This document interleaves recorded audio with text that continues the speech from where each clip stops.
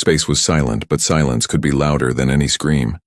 Captain Elena Voss stood on the bridge of the Wandering Star, an old cargo ship that had seen better decades. The metal walls creaked with age. The lights flickered every few minutes, like tired eyes trying to stay open. It was not a warship. It was not built for battle. It carried grain, medicine, and spare parts between the far colonies of human space. Today it carried something else too, the full attention of an empire that had never lost a war. Outside the front window, space was no longer empty. Thousands of ships filled the black sky. They came in perfect rows like teeth in a closing jaw. Their hulls were dark red and gray, shaped like curved blades. Every single one of them was larger than the Wandering Star. Some were larger than entire human cities. This was the Dominion. For 300 years, the Dominion had swept across the galaxy like a slow, unstoppable fire. World after world had bent its knee. Species after species had learned the same lesson. Resistance only made the ending more painful. Surrender was survival. Fighting was suicide. 912 species had learned this lesson already. Humanity was about to become the 913th test. On the bridge, the crew stood frozen. A young engineer named Marcus gripped the edge of a control panel so hard his knuckles turned white. A navigator named Priya stared at the swarm of enemy ships on the screen, her breath shallow and fast. Even the ship's old AI system, usually calm and quiet, spoke with a strange tension in its voice. "Captain," the AI said, "enemy fleet has surrounded us completely. Escape is not possible. Weapons are not possible. They vastly outnumber us." Marcus turned to the captain, his voice shaking. "Captain, what do we do? We don't stand a chance. We have to surrender. We have to say something, anything." Captain Voss said nothing for a moment. She looked at the swarm outside the window. Then she looked at her crew. Her face was calm. Not the fake calm of someone hiding fear. Real calm. The kind of calm that comes from a person who has already made peace with the worst outcome long before it arrives. "We're not going to surrender," she said quietly, "and we're not going to run." Priya turned sharply. "Captain, with respect, look at them. Look at how many there are. This isn't bravery. This is—" "I know what it looks like," Voss said. "But panic won't save us. And begging won't either. If this is how it ends with us standing straight, not on our knees." The ship's comm system suddenly crackled to life. A deep, mechanical voice filled the bridge, cold, ancient, and used to being obeyed. "Human vessel. This is Grand Admiral Krith of the Dominion Third Fleet. You are surrounded. Resistance will not be tolerated. Power down your systems and prepare to be boarded, or you will be destroyed where you sit." Marcus's hands trembled over the controls. Priya's eyes darted toward the captain, silently begging her to say the right words. The words that would keep them alive. Captain Voss stepped forward and pressed the comm button herself. "Grand Admiral Krith," she said, her voice steady and unafraid. "This is Captain Elena Voss of the human cargo vessel Wandering Star. We hear you. We understand your fleet outnumbers us 1,000 to 1. There was a pause. Somewhere far away on the massive Dominion flagship, an alien officer tilted his head, expecting the usual response. Pleading, panic, desperate offers of surrender. Instead, Voss continued. "But you should know something," she said. "Fear is not something we're very good at anymore. We used it all up a long time ago." Silence. For a moment, nothing happened. No response came from the Dominion fleet. On the bridge, Marcus stared at the captain like she had lost her mind. Priya's mouth hung slightly open, then far across the void, aboard the massive Dominion flagship Devourer of Stars, something strange happened. Grand Admiral Krith sat in his command chair, a being nearly 7 feet tall, with gray-scaled skin and eyes like burning coals. He had crushed rebellions. He had watched entire cities burn because their leaders refused to kneel fast enough. He had heard every kind of response a dying species could give, screaming, crying, bargaining, praying. He had never, in 300 years of conquest, heard anything like this. He turned to his second-in-command, a smaller alien officer named Vex, whose antennae twitched nervously. "Replay that message," Krith ordered. The recording played again. "Fear is not something we're very good at anymore. We used it all up a long time ago." Krith's claws tapped slowly against the armrest of his chair. "Scan their vessel again. Tell me what you see." Vex's fingers moved quickly across a glowing console. Numbers and shapes filled the screen. Engine output, hull strength, weapons systems. All of it weak. All of it old. A ship that should have been trembling like a leaf in a storm. "Sir," Vex said slowly, "their ship is nothing. Outdated engines, no significant weapons. Their shields could not survive a single direct hit from even our smallest cruiser." "And the crew?" Krith asked. "Their biological signs, their heart rates, their fear levels." Vex hesitated before answering. "That's where it gets strange, sir." Krith's burning eyes narrowed. "Explain." "Two of the crew members show elevated heart rates consistent with fear," Vex said. "But the one who spoke to us, the captain, her vital signs are almost completely calm, as if she is not looking at a fleet of 1,000 warships. As if she is looking at nothing important at all." Krith leaned forward slightly. In 3 centuries, every species he had encountered reacted to the Dominion fleet the same way. Some froze, some ran, uselessly, into the void. Some fired their weak weapons in one final, meaningless act of defiance. But every single one of them radiated fear like heat from a fire. This human female did not. "Perhaps she does not understand the danger she is in," Krith muttered. "Sir," Vex said carefully, "our long-range probes reached human space almost a year before this encounter. We've observed them, studied fragments of their history. I don't believe she fails to understand the danger." Krith turned fully toward his officer now. "Then explain to me, Vex, why a creature staring down certain death shows no fear." Vex swallowed. "I don't know, sir. But there's something else. Something in the data files we gathered. I think you need to see it yourself."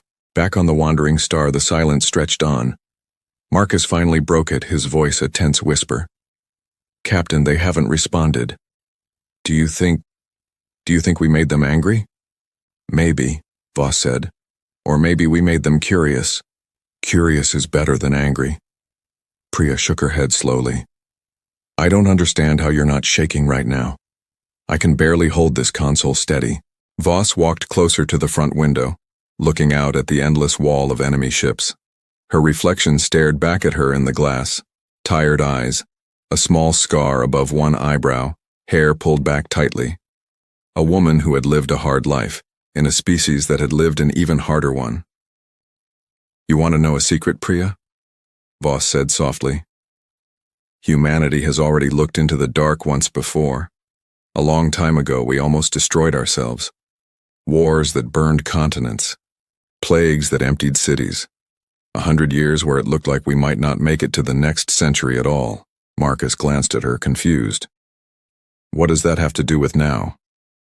"Everything," Voss said. "Because we did make it. We crawled out of our own grave once already. And when a species does that, a fleet of alien warships doesn't look quite as frightening as it should." The comm system crackled again. This time the voice that spoke was different, younger, less certain than the Grand Admiral's. "Human vessel," the voice said. "This is Communications Officer Vex of the Dominion Fleet.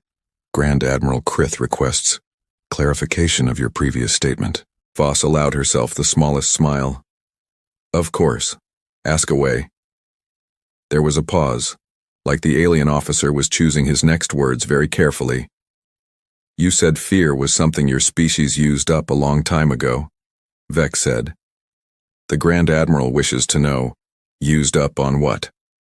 Voss's eyes drifted toward the window again, toward the endless dark beyond the enemy fleet, the same dark her ancestors had once stared into during humanity's darkest years.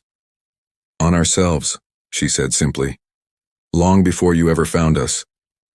Another silence followed, but this one felt different from the others. Heavier, as if somewhere on that massive alien flagship, Someone was beginning to realize they had made a serious miscalculation. Inside the Devourer of Stars, Grand Admiral Krith stared at a new set of files Vex had pulled up on the main screen. Old historical records, gathered from years of quiet observation of human space. Images flashed by, burned cities from ancient wars, disease-ravaged towns, entire generations lost to famine and conflict, followed by images of rebuilding, of humans standing in the rubble of their own mistakes and choosing, again and again, to keep going. They nearly erased themselves, Krith said quietly, more to himself than to Vex. Multiple times. Yes, sir, Vex said. And yet here they are, still standing, still expanding. A species that survived itself is now sitting in front of our fleet, showing no fear at all. Krith's claws curled slightly against the armrest. For the first time in longer than he could remember, a small, unfamiliar feeling stirred somewhere behind his burning eyes. It was not fear exactly. It was something closer to doubt. Send the boarding party, Krith ordered finally. I want to see this human captain in person. I want to look into her eyes myself. Vex hesitated. Sir, are you certain? If she truly holds no fear, perhaps it would be wiser to— I did not ask for your opinion, Vex, Krith said, though his voice lacked its usual sharp edge. I asked for the boarding party. On the bridge of the Wandering Star, the crew watched as one of the massive Dominion ships broke formation and began moving slowly toward them, its shadow swallowing their tiny vessel whole. Marcus's voice cracked. Captain, they're sending a ship. They're actually sending a ship. Priya's hands hovered over the emergency controls, though everyone on the bridge knew there was truly nothing to do. No weapon, no shield, no escape route through 1,000 warships. Captain Voss did not move. She stood at the window watching the enormous vessel approach, its dark red hull filling more and more of the view until it blocked out the stars completely. Captain, Marcus said, panic rising in his voice, what do we do? Voss turned to face her crew one final time before the boarding party would arrive. Her voice was steady, quiet, but somehow it filled the entire bridge. We do what humans have always done when something terrifying stands in front of us, she said. We look it in the eye, and we don't look away.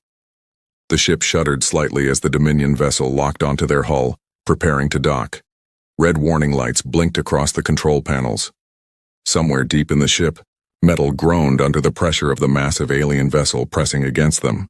And still, Captain Elena Voss did not move, did not flinch, did not look away from the window, where the shadow of the Dominion's power completely swallowed her tiny, broken-down cargo ship. Somewhere far above, on the bridge of the Devourer of Stars, Grand Admiral Krith rose slowly from his chair, his burning eyes fixed on the same screen showing the tiny human vessel. For the first time in 300 years of conquest, he was not entirely sure what would happen next. To understand why Grand Admiral Krith felt something close to doubt for the first time in 300 years, one must first understand what the Dominion truly was. The Dominion did not begin as an empire. It began as a single dying world. Long ago, before the red banners and the endless fleets, the species known as the Threx lived on a planet called Krivos, a cold, harsh world with thin soil and thinner air. Resources were scarce. Water was rare. For thousands of years, the Threx fought each other over what little their planet offered. Wars were common. Peace was rare and never lasted. Then came the collapse.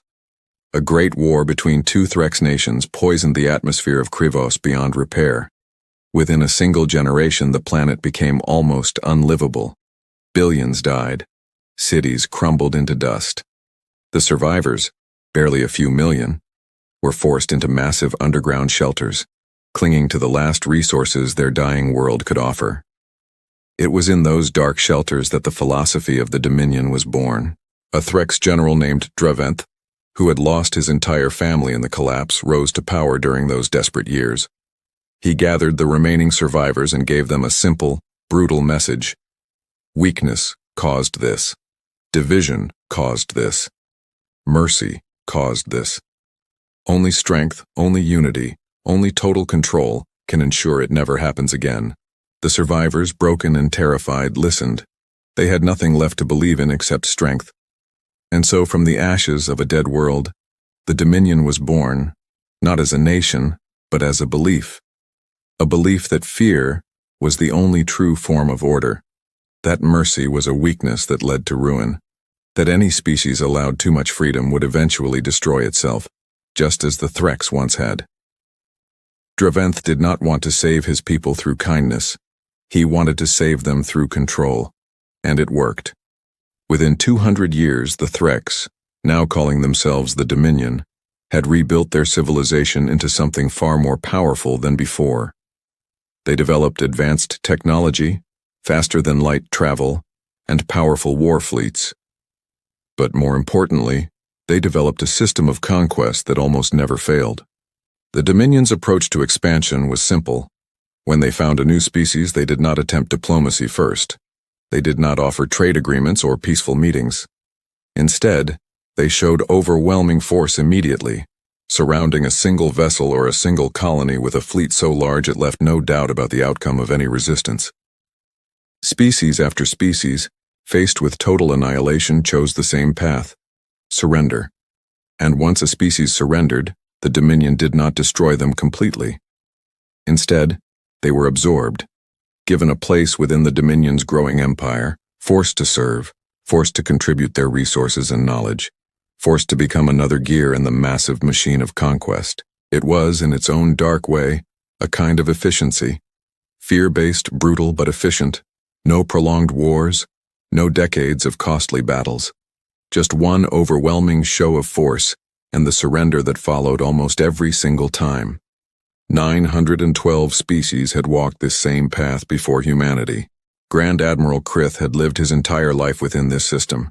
He had never known anything else. From his earliest memories in the training academies of Krivos, he had been taught that fear was not cruelty. Fear was mercy. A quick surrender saved countless lives that would otherwise be lost in a pointless, doomed war. He had personally overseen the conquest of over 30 different species during his career. Each one followed the same pattern, almost like a memorized script. There was the Halvan Collective, a group of ocean-dwelling creatures who had built beautiful floating cities across their world's seas. When the Dominion fleet arrived, the Halvan tried to resist for exactly 11 hours before their leaders broadcasted a full surrender. There was the Ashari, a proud warrior species who fought fiercely for nearly 3 days before realizing their weapons could not even scratch the Dominion's shields. They surrendered on the 4th day, and many of their warriors wept openly during the ceremony. There was the Utralax, a species so advanced in mathematics and strategy that they attempted 17 different tactical maneuvers to escape the Dominion's grip. Every single maneuver failed. They surrendered without a single shot fired, choosing pure logic over pointless sacrifice. Every species, every single time, the same story. Overwhelming force, growing fear, eventual surrender. Krith remembered each conquest vividly. He remembered the sounds of alien leaders begging over comm channels. He remembered watching enemy commanders' hands shake as they signed surrender documents. He remembered the smell of fear, different for every species, but somehow always the same in its meaning. Terror was universal. Every species Krith had ever encountered eventually broke beneath the weight of the Dominion's power. Until now. Back on the flagship Devourer of Stars, Krith stood in front of a massive viewing screen showing recorded footage from past conquests. Vex stood beside him, watching quietly. "Play the Ashari surrender again," Krith said. The footage showed a group of tall, armored aliens kneeling before a Dominion representative, their weapons placed on the ground in front of them. Their leader's voice trembled as he spoke the surrender words required by Dominion law. "Now play the recording from the human vessel," Krith said. Vex tapped the console. The recording of Captain Voss's voice filled the room once more. "Fear is not something we're very good at anymore. We used it all up a long time ago." The contrast was stark. Every species before had shown fear, hesitation, desperation in their voices. The human woman's voice held none of that. Just calm, quiet resolve. It doesn't make sense, Krith muttered. Every species fears death. It is the most basic instinct shared across all living things. Yet this creature speaks as if death itself holds no power over her. Perhaps, Vex offered carefully, she is simply skilled at hiding fear.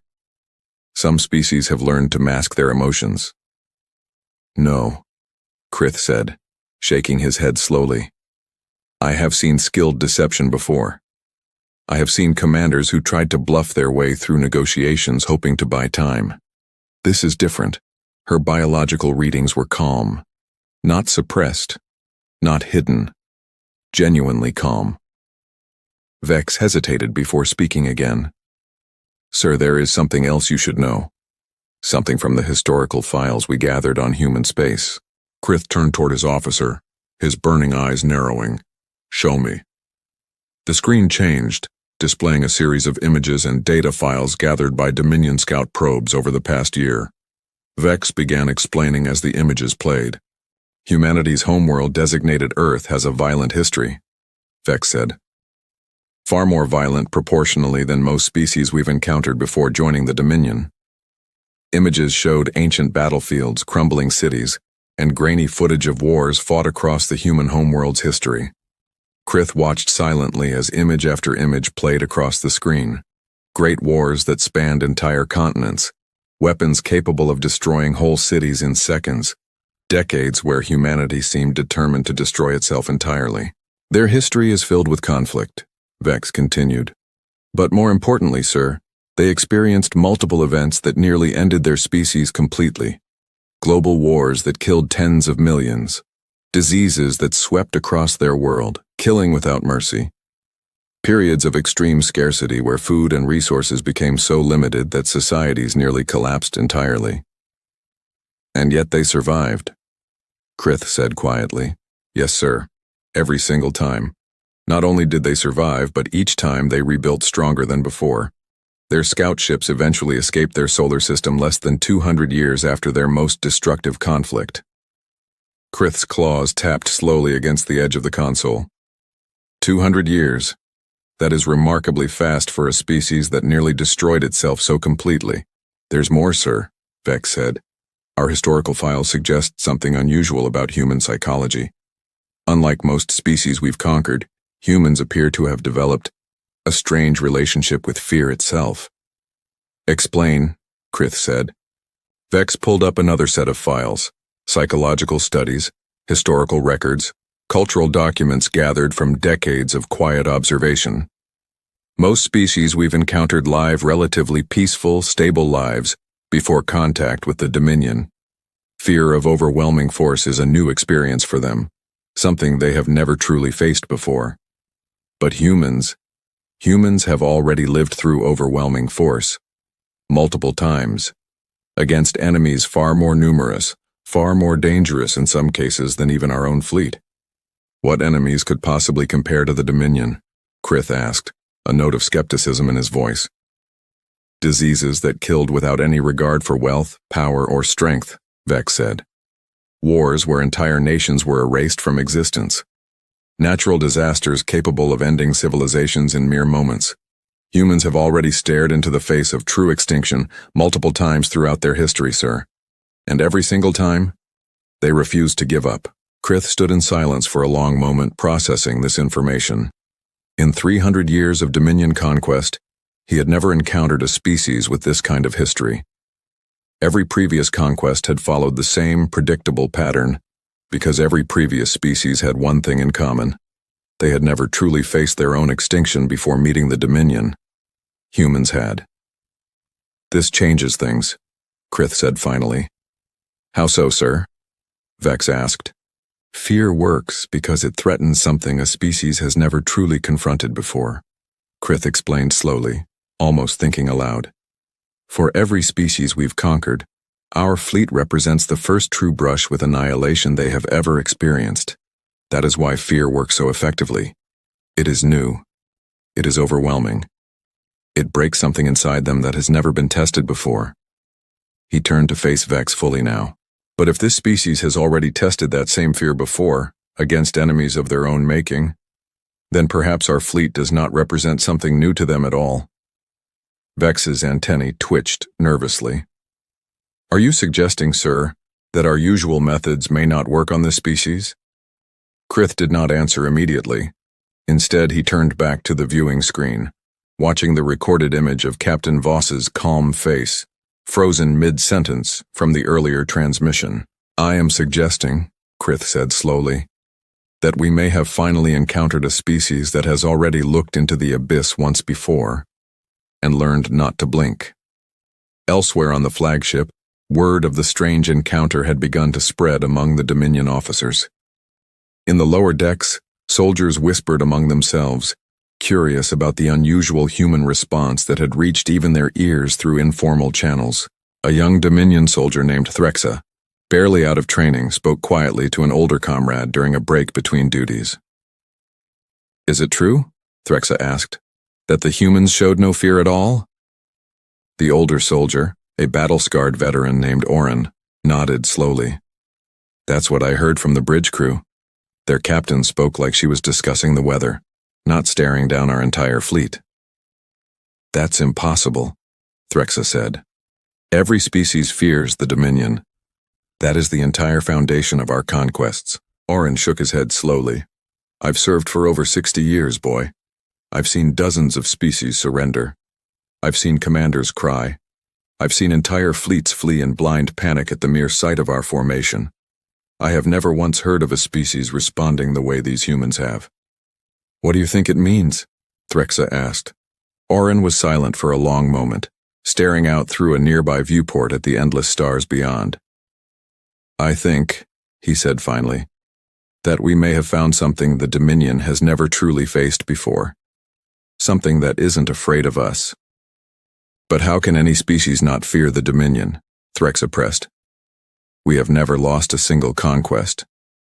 Perhaps, Oren said quietly. That's exactly why. We've never lost, because we've never faced a species that had already lost everything once before, and found a way to keep standing anyway. Back on the bridge of the Devourer of Stars, Grand Admiral Krith made his final decision. He turned to Vex, his burning eyes now filled with a strange mixture of curiosity and caution. Prepare the boarding party, he said. I will meet this human captain myself, face to face. Sir, Vex said carefully, given what we now understand about this species, is it wise to meet with her personally? Perhaps a lower-ranking officer should. No, Krith said firmly.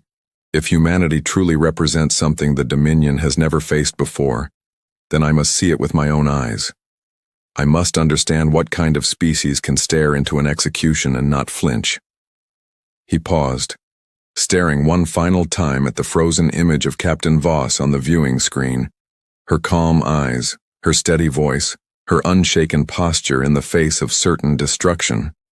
Because if I am wrong about them, Krith said quietly, then everything the Dominion has built for 300 years may be about to be tested for the very first time. Vex swallowed hard. And if you are right about them, sir?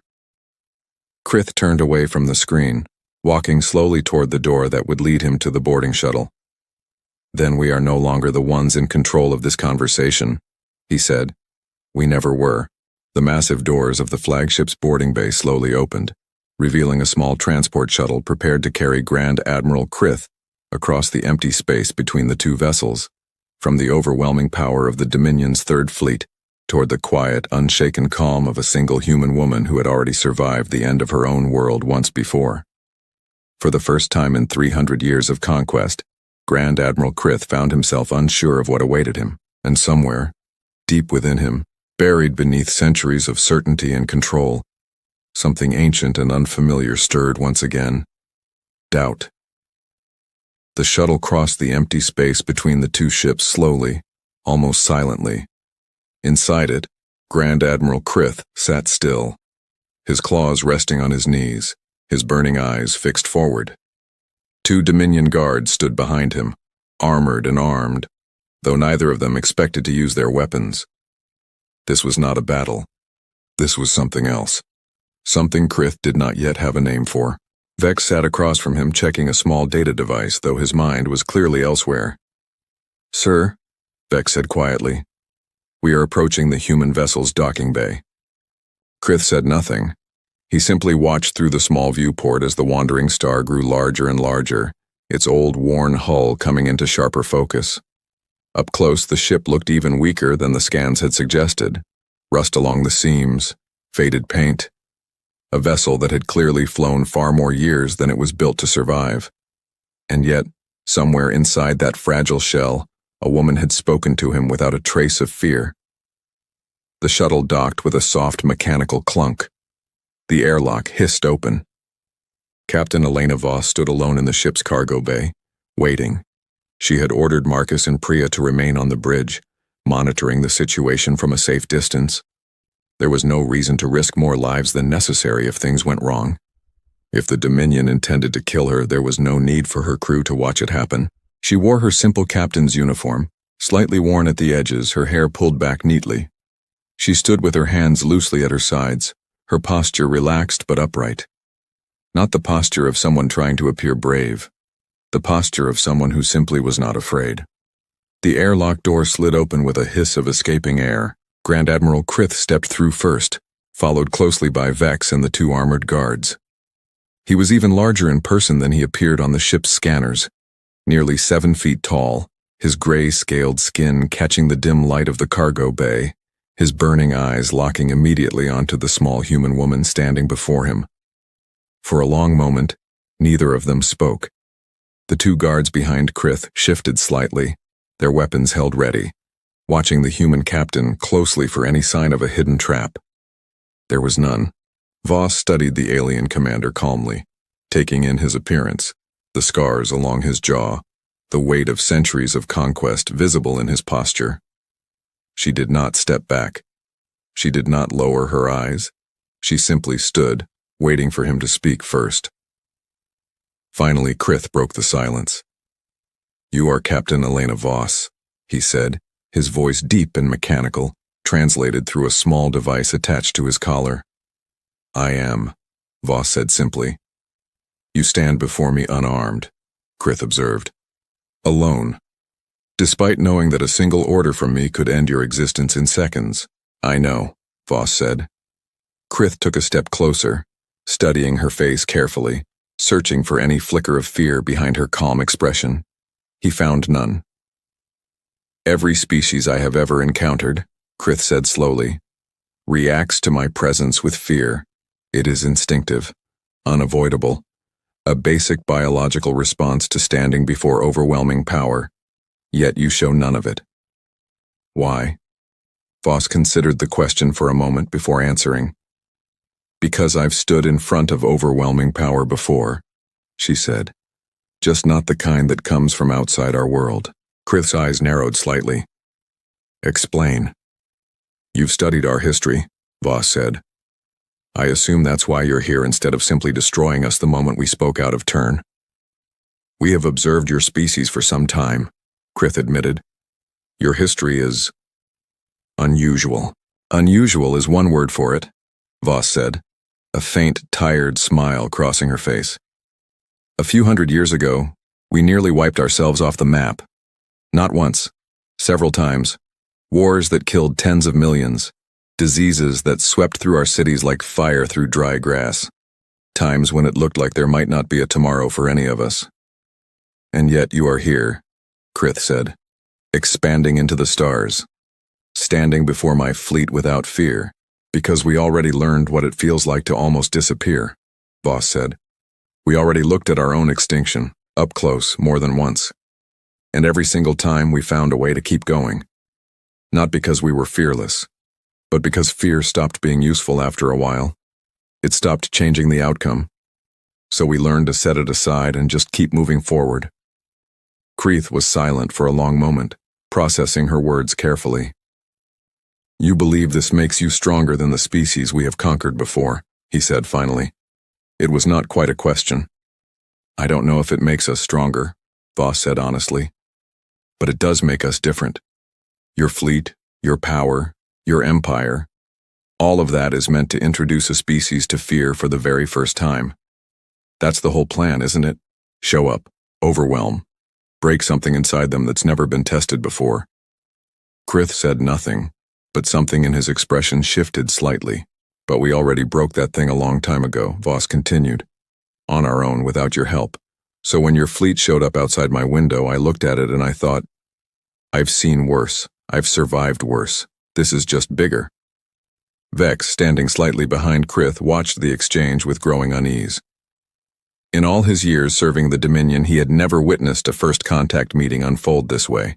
Usually by this point, the alien leader would be pleading for mercy, offering resources, promising loyalty in exchange for survival. This human woman was doing none of that. She was simply talking, calmly, as if she were speaking to an equal rather than a conqueror who held her life in his claws. Krith took another step closer, his massive frame towering over the small human captain. You understand, he said, that despite your calm, your ship cannot survive against my fleet.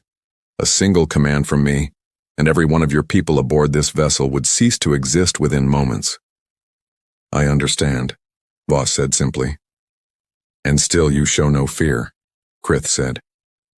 I never said I wasn't afraid, Voss replied. I said fear doesn't control me anymore. There's a difference. Krith tilted his head slightly, an alien gesture that seemed to carry genuine curiosity. Explain this difference. Voss took a slow breath before answering. Fear used to control everything my species did. During our darkest years, fear made us do terrible things to each other. It made us turn against our own neighbors, our own families, over resources, over safety, over survival. Fear nearly destroyed us from the inside long before any outside threat ever could. She paused, glancing briefly toward the cargo bay window, where the endless wall of Dominion ships still loomed silently in the black void beyond. But somewhere along the way, she continued, we learned that fear only makes things worse. It doesn't protect you. It doesn't save you. It just makes you smaller, weaker, easier to break. So we made a choice, as a species, a long time ago. We decided we would rather face whatever came next, standing tall, even if that meant facing the end, than spend our final moments curled up in terror. Krith stood in silence, his burning eyes fixed on the small human woman before him. In 300 years across 912 conquered species, he had never once heard anything resembling this philosophy. You speak of extinction, as though it does not frighten you, Krith said finally. It frightens me, Voss admitted. I won't lie to you about that. But fear and paralysis are two different things. I can be afraid and still stand here talking to you, instead of hiding, instead of begging.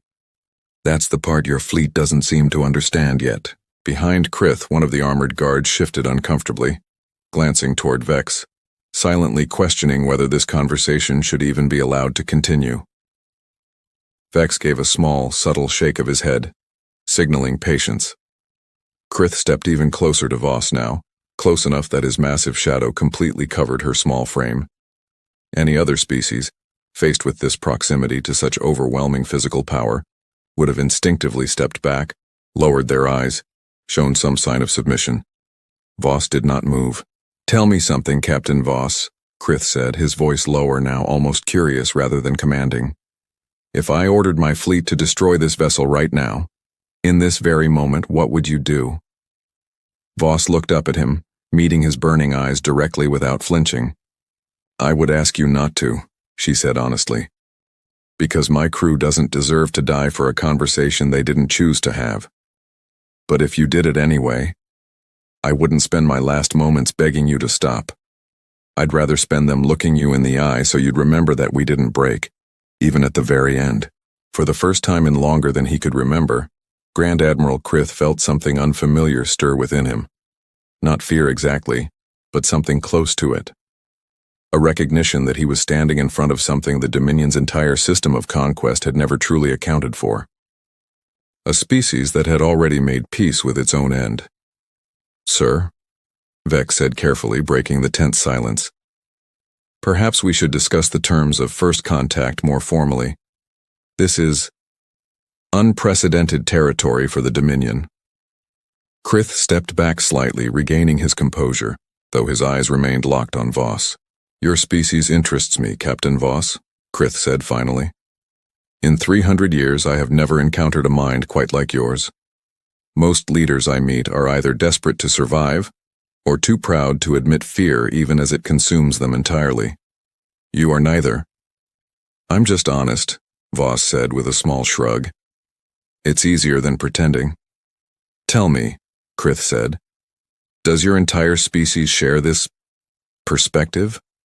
Or are you unusual, even among your own kind?" Voss considered the question carefully. "Some of us are still afraid. Some of us panic. We're not perfect, and we're not united in everything, but there's something underneath all of that, something most of humanity shares, whether we admit it out loud or not." "And what is that?" Krith asked. "We've already survived the end of our own world more than once," Voss said. "Not physically, not completely, but close enough to remember what it felt like. And once you've lived through something like that, it changes how the next threat looks to you, even one as big as your fleet outside that window."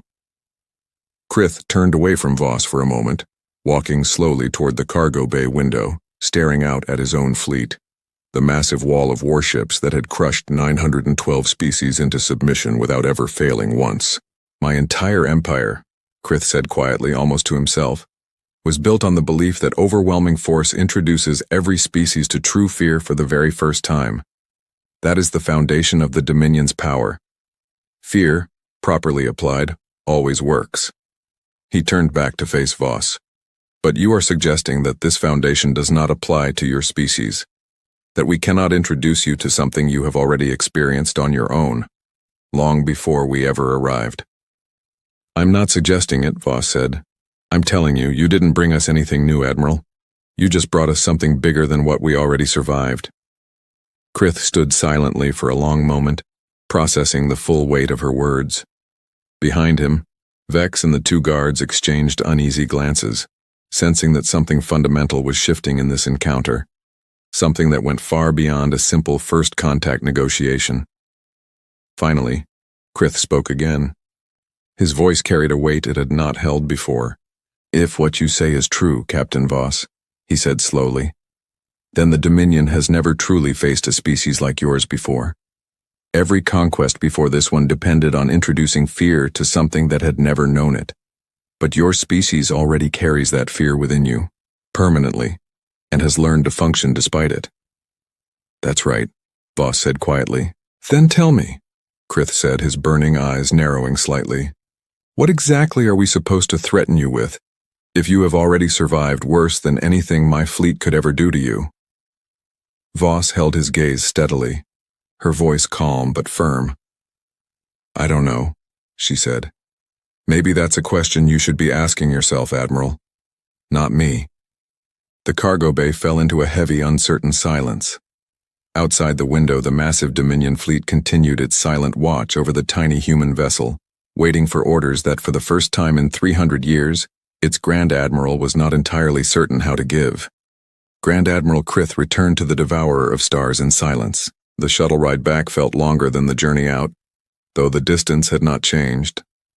Vex sat across from him, watching his commander carefully, unsure whether to speak. In 60 years of service under Krith, Vex had never seen the Grand Admiral this quiet after a first contact meeting. Usually Krith returned from such encounters with clear orders already forming, terms of surrender, timelines for integration, lists of resources to be claimed. This time, he simply stared out the viewport, saying nothing. When they finally reached the flagship's bridge, Krith sat in his command chair and remained still for a long moment before speaking. "Vex," he said finally, "I want a full analysis of everything we know about human psychology. Everything. Their history, their conflicts, their patterns of decision-making under pressure." "Yes, sir," Vex said. "May I ask what you're planning?" "A test," Krith said. "If this captain's words are true, if her species truly does not respond to fear the way every other species has, then we need to know precisely how they do respond. What moves them? What convinces them? What breaks them, if anything can? And if nothing can?" Vex asked quietly. Krith's burning eyes remained fixed on the star field beyond the viewport, then the Dominion has just met something it has never had to plan for before.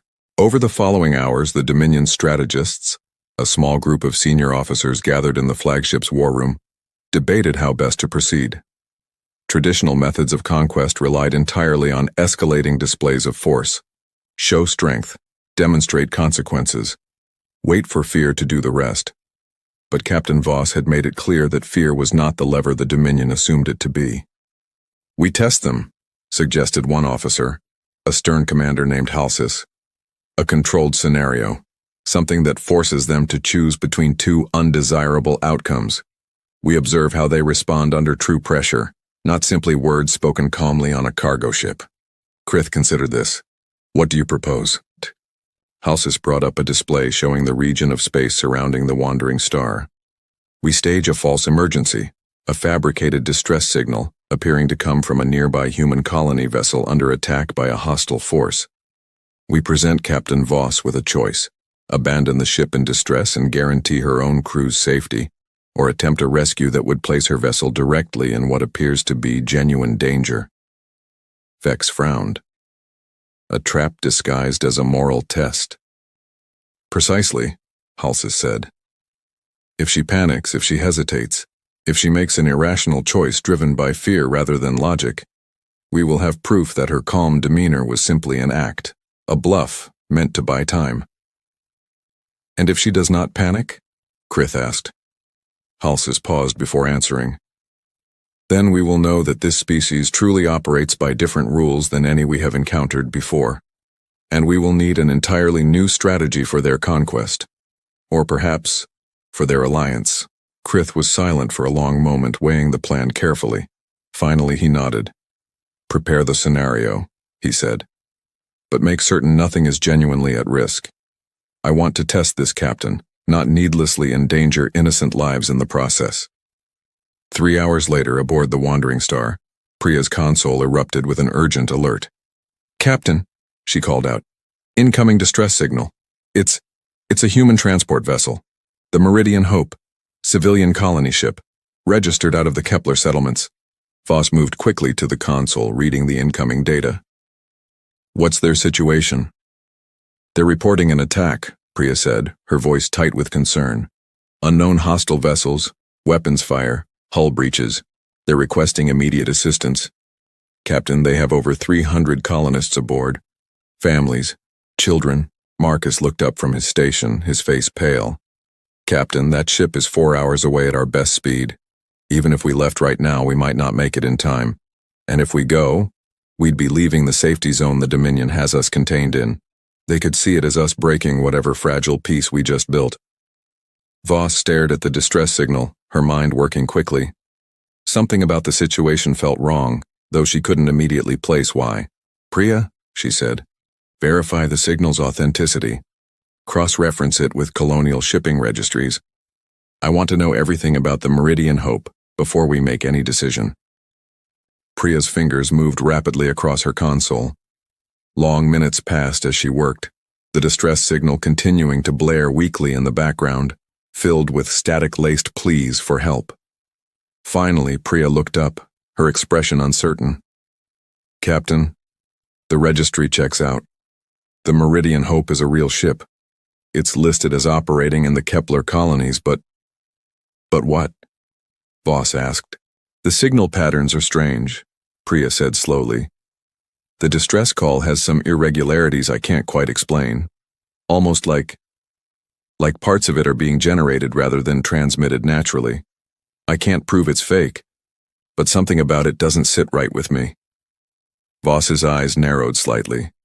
She turned toward the cargo bay window, where the endless wall of Dominion warships remained in perfect formation, patiently waiting. "This is a test," she said quietly. Marcus blinked. "Captain, think about it," Voss said. "We just told the Dominion that fear doesn't control us the way it controls other species. Now, less than 3 hours later, a suspiciously convenient distress call appears, presenting us with an impossible moral dilemma. Risk our own safety to save strangers or protect ourselves and abandon them. It's too perfectly timed." "But what if you're wrong?" Priya asked, her voice tense. "What if it's real? and we ignore it because we assume it's a trick. Voss was quiet for a moment, considering the weight of that possibility carefully. That's exactly what makes this test so effective, she said finally. Whoever designed this knows we can't be completely certain either way. That uncertainty is the whole point. Back aboard the Devourer of Stars, Krith watched the situation unfold through intercepted human communications, his burning eyes studying every word exchanged aboard the wandering star. She's already suspicious, Vex noted, monitoring the same feed. Her navigator flagged irregularities in the signal almost immediately. Good, Krith said, a perceptive mind, but suspicion alone does not solve the dilemma we've placed before her. Even if she believes it might be false, she cannot be certain. And if she chooses wrong, she risks either abandoning innocent civilians to a possible real threat, Vex finished, or wasting valuable time and resources chasing a fabricated emergency, potentially provoking us in the process by leaving the containment zone. Krith nodded slowly. Let us see which she chooses. And more importantly, let us see how she makes that choice. On the bridge of the Wandering Star, Captain Voss made her decision quickly, though not carelessly. Marcus, she said, set a course toward the Meridian Hope's reported coordinates, but keep our speed steady, not maximum. I don't want to burn through our fuel reserves if this turns out to be false. Marcus blinked in surprise. Captain, if it's a test, Voss interrupted calmly, then the right answer isn't to guess whether it's real or fake. The right answer is to act as though those 300 lives might genuinely be at stake, because we cannot prove otherwise. If I'm wrong, and it really is fabricated, we lose a few hours and some fuel. If I'm right, and I ignore it out of suspicion, real people die because I assumed the worst without proof. Priya looked at her captain with a mixture of confusion and quiet respect. That's not the logical choice, Captain. The logical choice is to protect our confirmed, certain safety over an uncertain, possibly fake, distress call. Logic isn't the only thing that matters here, Priya, Voss said. If this is truly a test, then the Dominion isn't just watching what choice we make. They're watching why we make it. And I want them to see that we choose based on what could save lives, not based on what best protects ourselves. She turned to face the cargo bay window, where the massive Dominion fleet remained silently in formation, watching every moment of the unfolding scenario. Set the course, she said. Steady speed. Let's go see if there's really anyone out there who needs our help. As the Wandering Star slowly changed course, moving away from the safety of its position within the Dominion's containment perimeter, the entire fleet watched closely. Several Dominion vessels shifted position automatically, tracking the small human ship's movement, though none moved to intercept or stop it. Aboard the flagship, Halsas frowned at the unfolding data. She's actually proceeding toward the fabricated distress signal, at a measured, controlled pace, not a reckless rush. She suspects the truth, Krith observed, yet she chooses to act as though the danger were real regardless. That is irrational, Halsas said. If she genuinely suspects deception, the logical choice would be to remain within the safety of the containment zone. Perhaps, Krith said slowly. Her species does not define logic the same way ours does. Vex, standing nearby, spoke up carefully. Sir, should we end the test now? If she continues toward the fabricated location, she may discover the deception directly, which could damage trust between our species rather than reveal useful information. Krith considered this for a long moment. No, he said finally. Let it continue. I want to see exactly how she responds when she discovers the truth for herself. 2 hours into the journey, Priya's console chimed with new information. Captain, she said, we're close enough now to get direct sensor readings on the Meridian Hope's reported location. Voss straightened in her chair. And? Priya's fingers moved across her console, her expression shifting from tension to confusion. Captain, there's no ship there. No wreckage, no debris, no signs that any vessel, colonial or otherwise, was ever in this location. The distress signal was being broadcast from an automated relay drone, not from an actual ship in danger. Marcus exhaled sharply. So it was fake. It really was a test. Voss nodded slowly, unsurprised by the confirmation. As I suspected. We wasted 2 hours and a good portion of our fuel reserves for nothing, Marcus said, frustration creeping into his voice. Not for nothing, Voss said calmly. We proved something important. Bring us back toward the containment zone, Marcus. Steady pace. No need to rush now. Back aboard the Devourer of Stars, Krith watched the human ship slowly reverse course, heading back toward the fleet's position, exactly as calmly as it had departed. She discovered the deception, Vex reported, and yet her ship shows no signs of anger or distress in its communications. She's simply returning.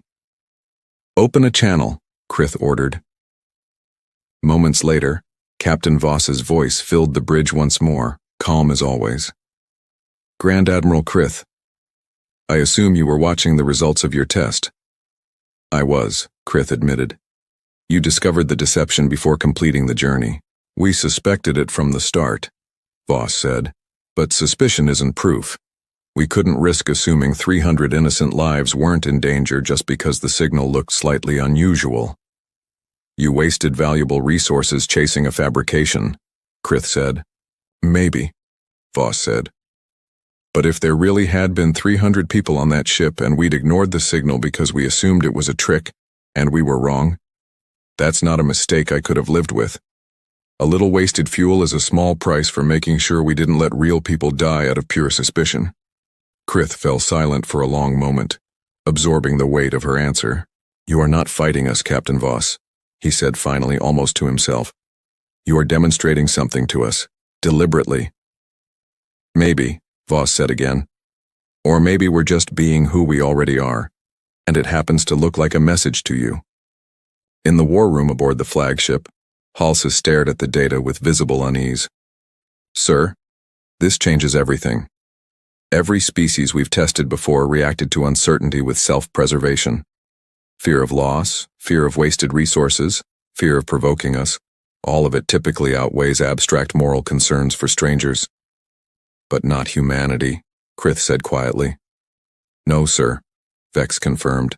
Not humanity.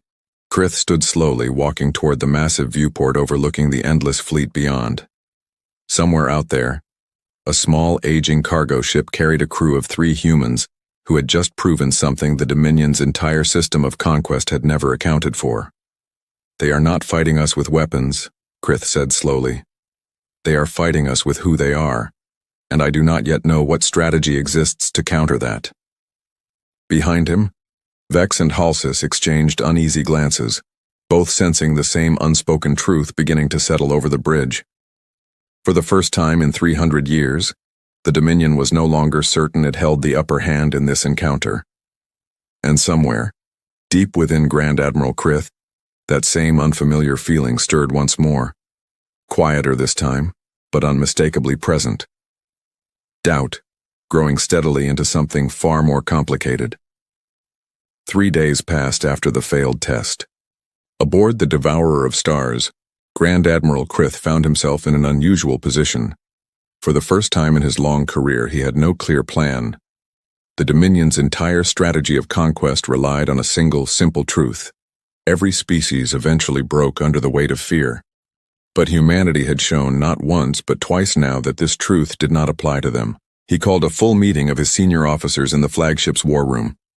Vex, Halsey, and several other high-ranking commanders gathered around the central display, where the small image of the wandering star still floated peacefully within the containment zone, surrounded by the endless Dominion fleet.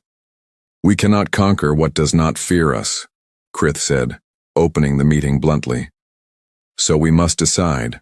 Do we escalate our approach, or do we consider an alternative path entirely?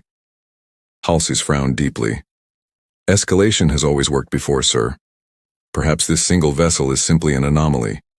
Perhaps the wider human population does not share this same resistance to fear. Perhaps, Krith said.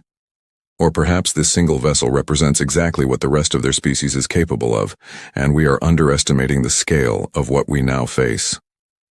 Before Halsey could respond, Vex's console chimed sharply with an urgent alert. Sir, Vex said, his voice tight. Long-range sensors are detecting a large fleet approaching our position, human in origin. The room fell silent.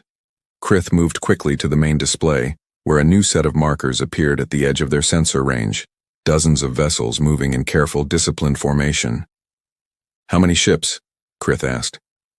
47, sir," Vex reported. "Mixed classes. Some appear to be warships. Others resemble civilian and support vessels." Halsis's eyes narrowed. "An attack fleet?" "No," Krith said slowly, studying the formation pattern carefully. "Look at their approach. They are not moving aggressively. Their weapons are not charged. Their formation is defensive, not offensive." "Then why are they here?" Halsis demanded. Krith did not answer immediately. Instead, he watched the human fleet continue its slow, steady approach, coming to a stop at a respectful distance from the edge of the Dominion's massive formation, close enough to be seen clearly, far enough to avoid appearing as a direct threat. "They are not here to attack us," Krith said finally. "They are here to show us something."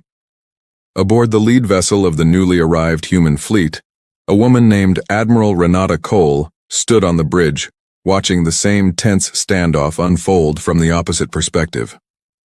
"Admiral," her communications officer said, "we're being hailed by the Dominion flagship." "Put it through," Cole said calmly. Grand Admiral Krith's voice filled the bridge deep and measured. "Human fleet, you have arrived at the edge of Dominion-controlled space without authorization. Explain your presence immediately." Cole did not hesitate. "Grand Admiral Krith, this is Admiral Renata Cole of the United Human Defense Coalition. We received reports that one of our vessels, the Wandering Star, encountered your fleet 3 days ago. We have come to ensure the safety of our people and to establish direct communication with your empire." "Your fleet is significantly smaller than mine," Krith said. "If this is meant as a display of strength, it is a poor one." "It's not meant as a display of strength," Cole replied. "It's meant as a display of presence. We're not here to fight you, Admiral. We're here because when one of our ships goes silent for 3 days after encountering an unknown fleet, humanity does not simply wait quietly to find out what happened. We come to see for ourselves." Krith studied the human fleet carefully through his ship's scanners. 47 vessels, clearly outmatched in raw power by his own forces, and yet they had come anyway. Not fleeing, not hiding, not begging for mercy, but simply present, standing firm at the edge of an empire that had crushed 912 species before them. "You understand," Krith said slowly, "that this fleet cannot defeat mine in open combat." "We understand that perfectly well," Cole said. "We're not here to win a fight, Admiral. We're here because Captain Voss and her crew are our people, and we don't abandon our people to face the unknown alone, no matter how outmatched we might be." Back aboard the Wandering Star, Captain Voss watched the arrival of the human fleet with quiet relief, though her expression remained calm as always. "Captain," Marcus said, staring at the newly arrived ships on the display. "That's the Coalition fleet. They actually came." "Of course they came," Voss said softly. "We knew they would eventually." Priya glanced at her captain curiously. "You expected this?" "I hoped for it," Voss admitted. "When we left on this supply route 3 days ago, standard protocol required us to check in with Coalition Command every 24 hours. When we went silent, they would have known something was wrong immediately. It was only a matter of time before they came looking. But 47 ships against a fleet of thousands," Marcus said. "That's not a rescue mission. That's a symbolic gesture at best." "Exactly," Voss said. "It's not meant to save us through force. It's meant to show the Dominion something about who we are as a species, that we don't leave our people behind even when the odds are impossible." Aboard the Devourer of Stars, Krith continued his conversation with Admiral Cole, his curiosity deepening with every exchange. "Your Captain Voss spoke to me of your species' history," Krith said, "of wars and disasters that nearly ended your civilization entirely. She suggested this history has changed how your people respond to threats like mine." "She wasn't wrong," Cole said. "We've faced extinction before, Admiral, more than once. And every time we learned the same lesson, that fear, left unchecked, destroys us faster than any outside threat ever could. So somewhere along the way, we decided as a species that we would rather stand together even against impossible odds than let fear tear us apart from the inside. And this fleet, Krith said, gesturing to the 47 vessels floating steadily at the edge of his own overwhelming formation, is a demonstration of that philosophy. It is, Cole confirmed. We came because our people were in danger, real or perceived. We didn't stop to calculate whether 47 ships could defeat thousands. That was never the point. The point was simply that we came at all. Krith fell silent momentarily. His burning eyes studied the small human fleet with newfound understanding. In 300 years, he said slowly, I have conquered 912 species. Every single one, when faced with overwhelming odds like these, either surrendered or fled.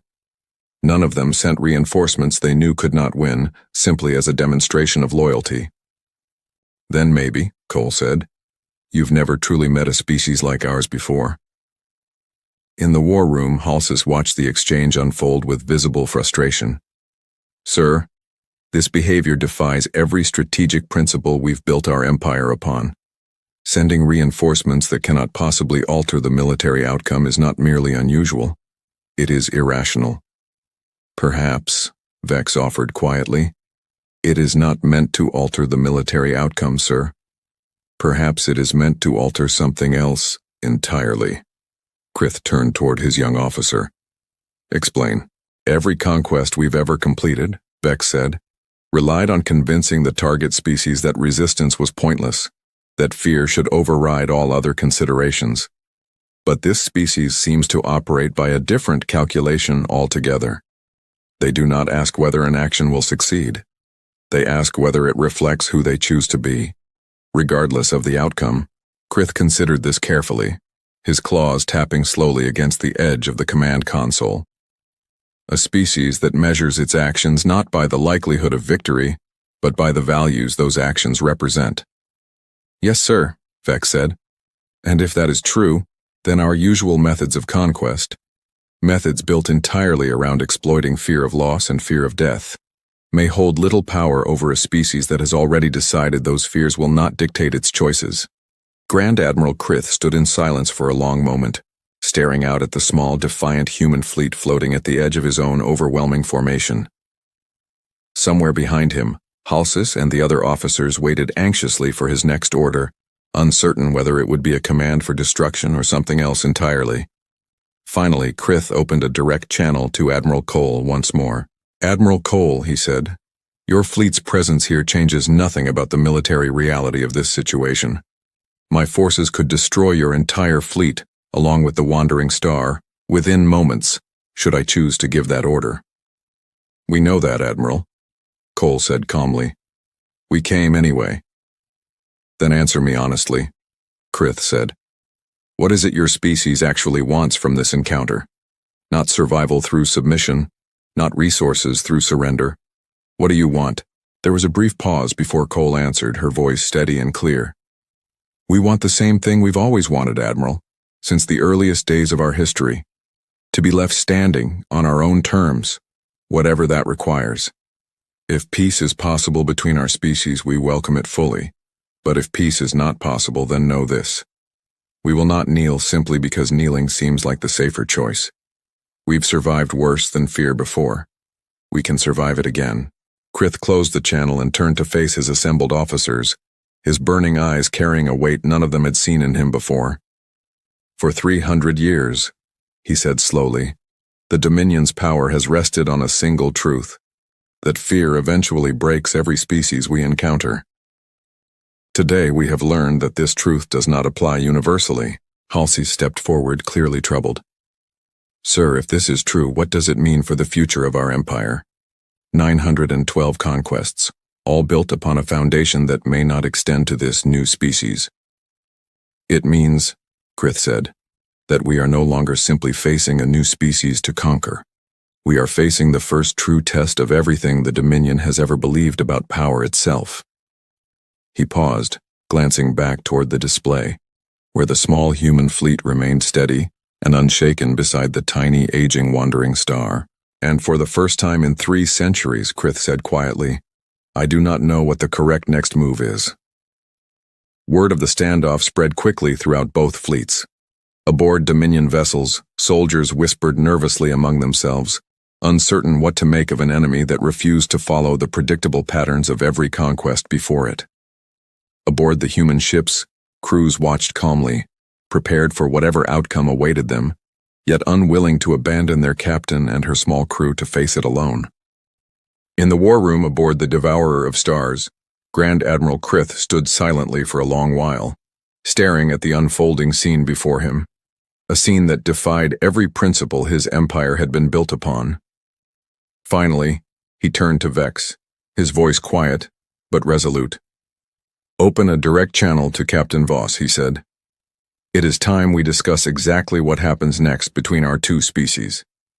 Vex nodded and moved quickly to comply, sensing that whatever followed in this conversation would shape not only the fate of the small human crew aboard the Wandering Star, but potentially the entire future of the Dominion itself. Somewhere among the stars, thousands of warships waited in tense silence, while a captain who had already survived her species' darkest days prepared to answer a question no other species had ever been asked before. "What do you actually want?" The channel opened with a soft chime. Captain Elena Voss stood on the bridge of the Wandering Star, watching the small light blink on her console, signaling a direct connection to the Dominion flagship.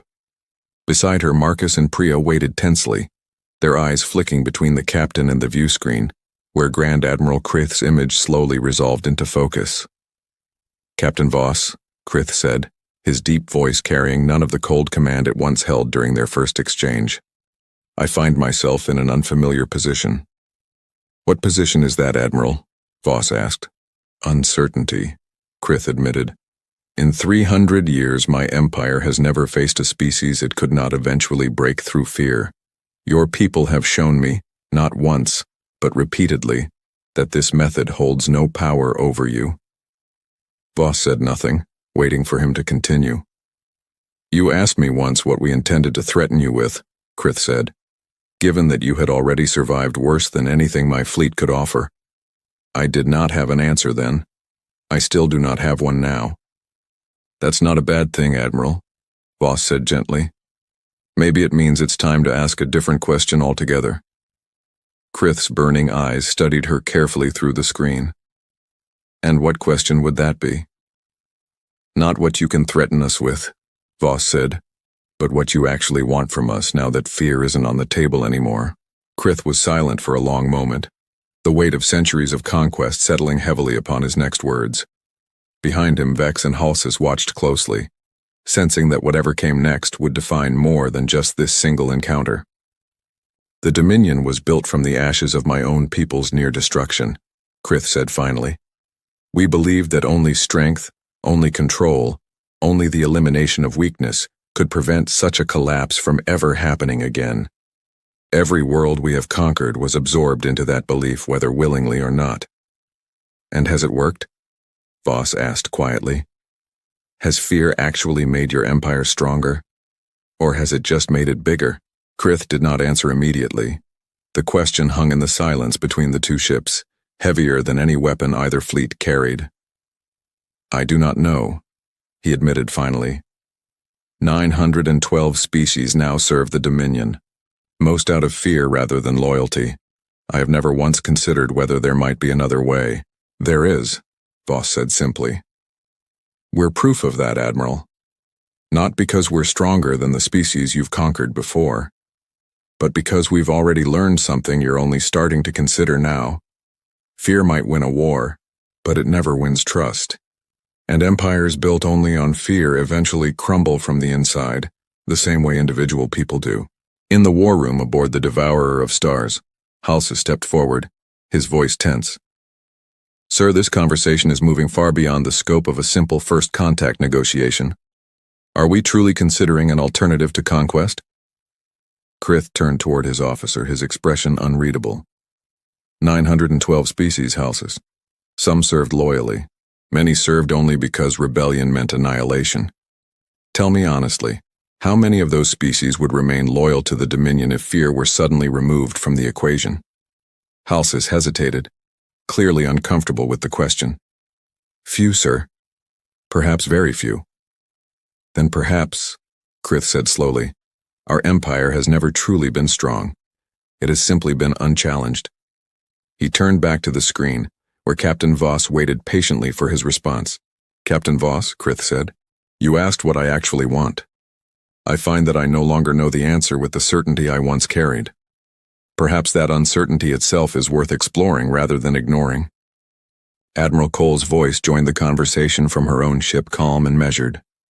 Grand Admiral Krith, if I may offer a perspective, humanity does not seek conflict with your empire. We have enough scars from our own history without adding new ones through unnecessary war. But we also will not kneel simply because kneeling appears to be the safer choice. What would you propose instead? Krith asked. A different kind of first contact, Cole said. Not conqueror and conquered. Not master and subject. Something closer to equals. Cautious of one another, perhaps, but willing to learn instead of simply dominate. The Dominion has never operated this way, Krith said. Our entire system depends on hierarchy, on control, on the absolute certainty of authority. Then maybe, Voss said gently. That's exactly why you've never faced a species like us before. We already tried the world where fear ruled everything. It nearly destroyed us.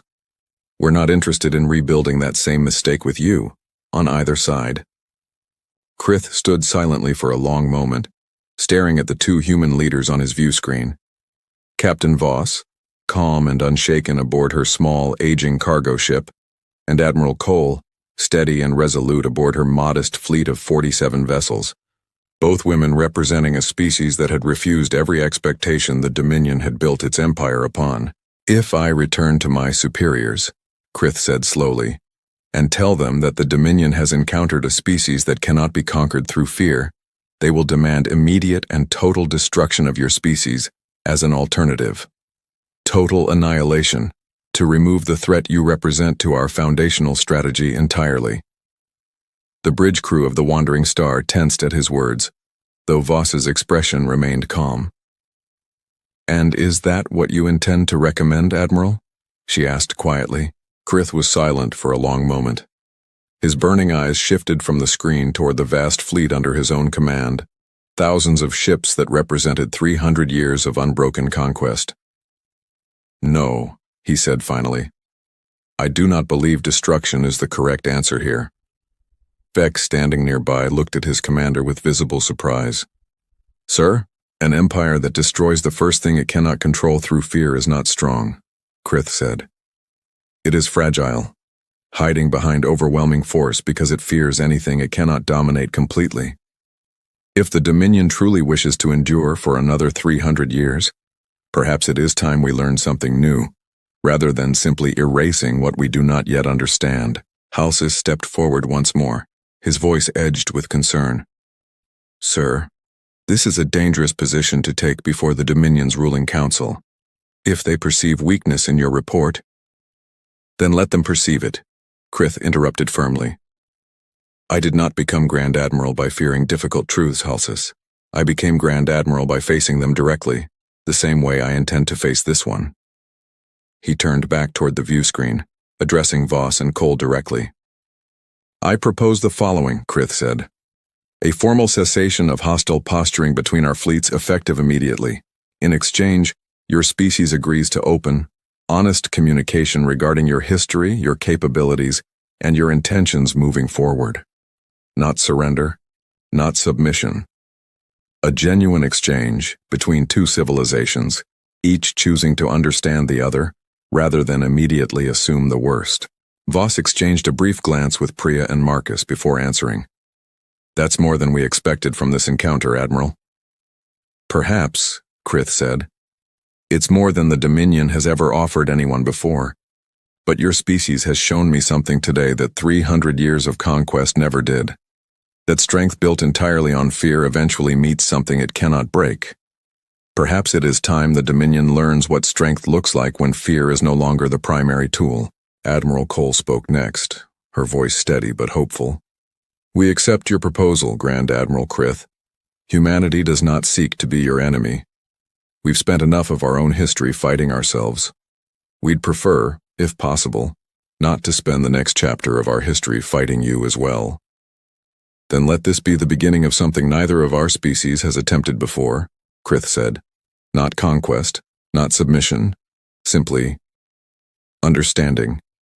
The massive Dominion fleet began slowly and deliberately to withdraw from its tight formation surrounding the wandering star, opening a clear path for the small cargo ship and its coalition escort to move freely once more. For the first time in the recorded history of the Dominion Empire, an encounter with a new species had ended not in surrender, not in destruction, but in something entirely unprecedented, a mutual agreement between equals, however cautious and uncertain that equality might still be. Aboard the bridge of the wandering star, Marcus finally allowed himself to breathe fully for the first time in days. I can't believe that actually worked, he said quietly. It wasn't a trick, Marcus, Voss said. We didn't win this by outsmarting them or overpowering them. We won this simply by being exactly who we already are, honestly, without pretending to be something else out of fear. Priya looked at her captain with quiet admiration. You knew this might happen, didn't you? From the very beginning. I hoped for it, Voss admitted. I didn't know for certain. But I believed that if we responded with honesty instead of fear, whatever happened next, we would at least meet it as ourselves, not as some frightened version of who we could have been.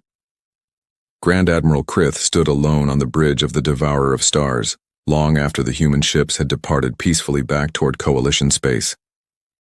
Vex approached quietly, standing beside his commander in respectful silence for a long moment, before speaking. Sir, Vex said finally, do you believe the ruling council will accept this outcome? I do not know, Krith admitted honestly.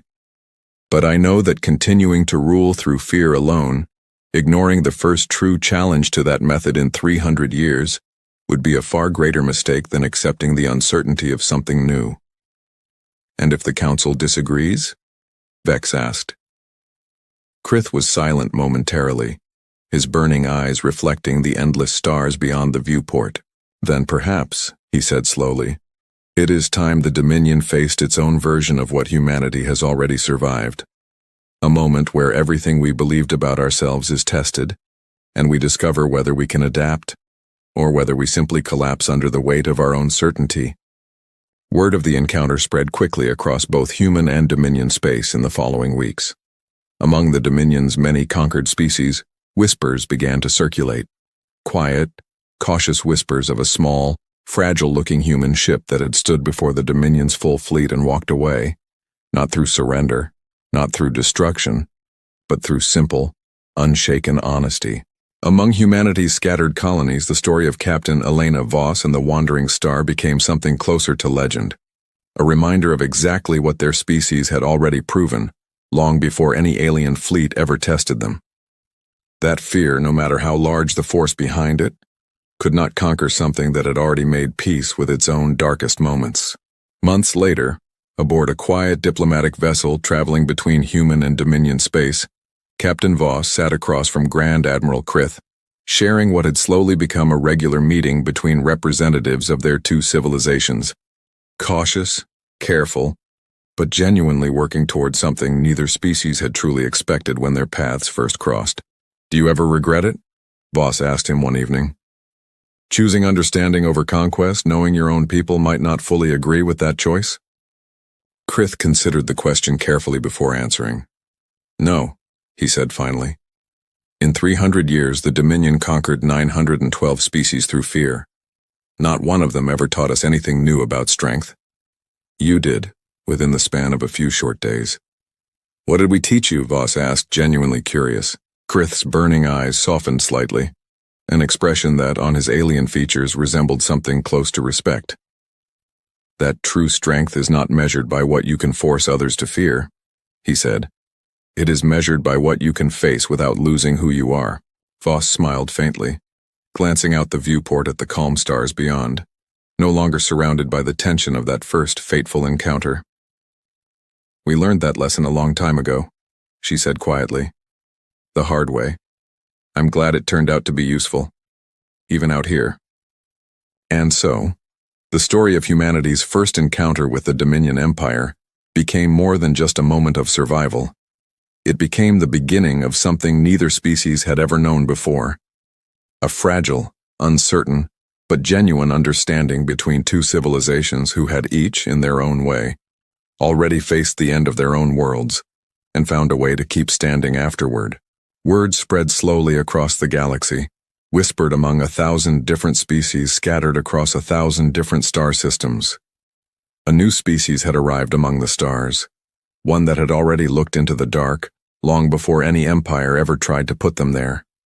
One that walked straight into the heart of the Dominion's power, faced its endless fleet without flinching once, and left not as conquered subjects nor as desperate survivors, but as something the galaxy had never quite seen before. Equals. The end.